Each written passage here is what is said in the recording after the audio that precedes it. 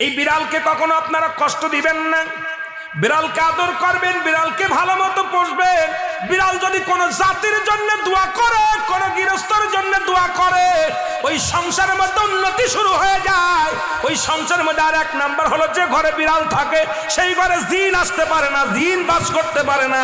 আর একটা ঘোষণা শুনে নেন, নবীজি বলে গেছেন, যে ঘরের মধ্যে বিড়াল ছানা বাস করে ওই ঘরের মধ্যে জিন জাতি প্রবেশ করতে পারে না। তাহলে ছোট ছোট মাসুম বাচ্চাগুলো যে ঘরের মধ্যে থাকে, মুসলমান অনেক সময় জিনের আশ্রয় পড়ে যায়, অনেক সময় জিনে আসর করে, ওই ঘরের মধ্যে জিনে আসর করে।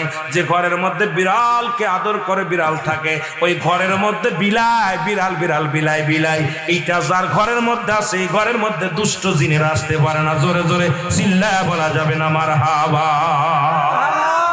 একবার নবী সুলাইমান আলাইহিস সালাম শুনতে পাইলেন পাশের বাড়িতে একটা কুকুরকে কষ্ট দিয়ে বিষ